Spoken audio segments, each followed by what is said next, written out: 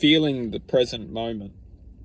So for anybody who wants to initiate self-growth, it's so important to comprehend that this reality is here for us to learn.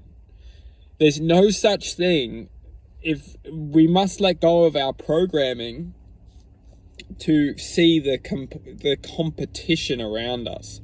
It's almost like we are put in a fish tank to be swallowed by anybody outside of our own selves. As soon as we look at outside of ourselves, we attract attention to ourselves. And then that attention is almost like shining a reflection on ourselves of everything that we are not, or everything that we could be. And that self-image that we compare to, because our minds are very much orientated to compare or judge against who we are, unless we learn to control the mind.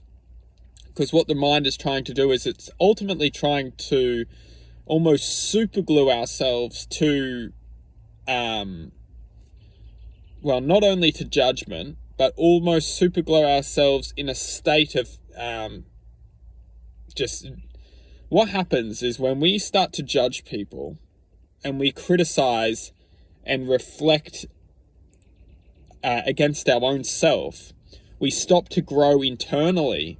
And we only create a perception externally.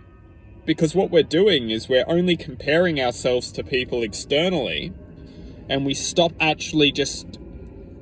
looking inside of ourselves and asking questions inside of ourselves, because we're only creating this surface growth on the outside of ourselves, trying to create this image against almost what's out of ourselves and the person who we think that we need to match that. So when we look outside of ourselves, it's almost like we compare someone to us and then we try and meet them like, oh, I can do that too. But the truth is of course we can do that too. But we're not asking the true question of what is inside of ourselves that wants to emerge with love, with positivity, with joy, with happiness. A lot of the time, we're only meeting people based on, on it gets deep, but we meet people for a lot of wrong reasons. We meet people on that level for almost power and we do it for almost like vengeance. It's almost like we show people that we can do this over vengeance. It's almost like we've been, and it gets really interesting why we go into that.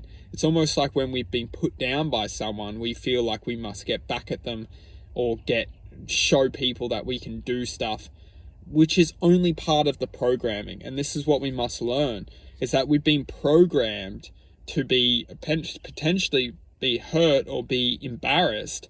So then we feel the need to achieve or desire something in the wrong way, because it's almost like we need justification of why we're doing it. Oh, we're doing this because we need to show this person that we can do this.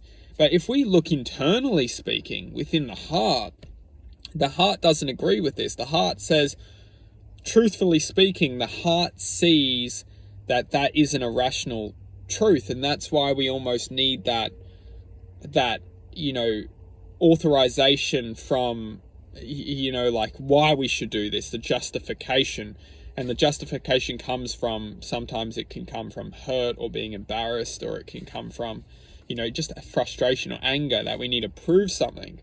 But what we must understand is later on in life, if we feel incontent within our hearts, we must understand why. And it's because we only went out with almost vengeance, or not necessarily vengeance, but we went out to prove something with our minds and not necessarily our hearts. Because how often do we say from our hearts, oh, we're going to achieve this because I want to show that person? We show that person via love and acceptance, or acknowledgement that we don't need to achieve all this to prove to someone.